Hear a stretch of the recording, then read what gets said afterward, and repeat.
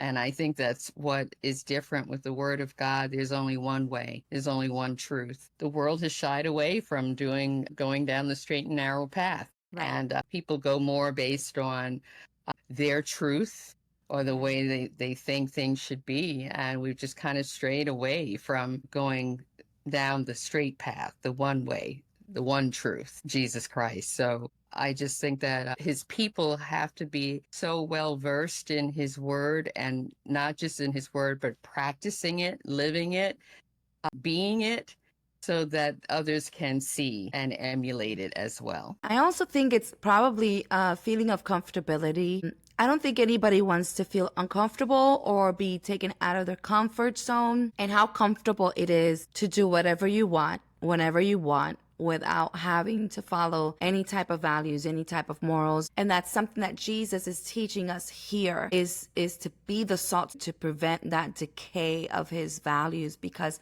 comfortability will make that happen, because we're just it's so easy. I rather live that way than actually have to be in obedience. It's not about perfection. It's about just a commitment to our best, and to learn God's character, and to learn what it is that he wants for us and from us. I want to bring up another point about salt here. It's also used to enhance flavor. So I'm sure all the bakers out there will know that salt, for a lot of foods, not just baked goods, but for a lot of foods, salt brings out the best of the flavor. As followers of Christ, our job is to enhance the world around us. So the world that we live in today, as Christians, we are to enhance, not just preserve, but also enhance. And that's why Jesus calls us to be the salt of the earth.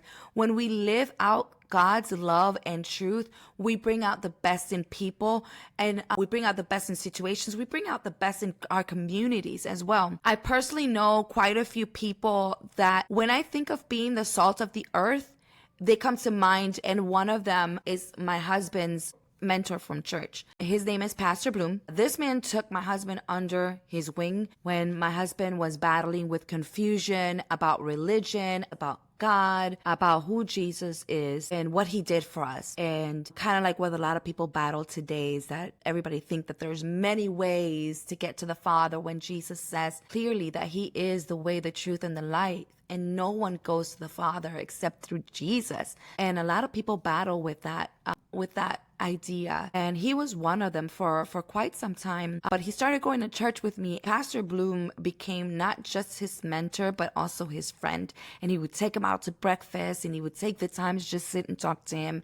And then my husband, when he started reading the word, not just Pastor Bloom, but also another brother in the church. When I think about Salt of the Earth, these people that helped him through this time just come to mind immediately, because they have the heart of serving the Lord, of helping others, of making sure that there's follow through, that you're not left alone, that they see somebody that's struggling and they don't want to leave them alone and be like, oh, somebody else will get them. No, they step right, and they take the time to really sit down and just talk, like down to earth, like type of deal. Now, I'm not talking about self-righteous people or religious people. I'm talking about just serving people, servants of the Lord, and you can tell the difference. I don't know if anybody comes to mind when you think about being salt of the earth. I do. Pastor from our church, he definitely has that in him, that he just brings out the best in people. He's just so loved. You see people like wanting to talk to him, and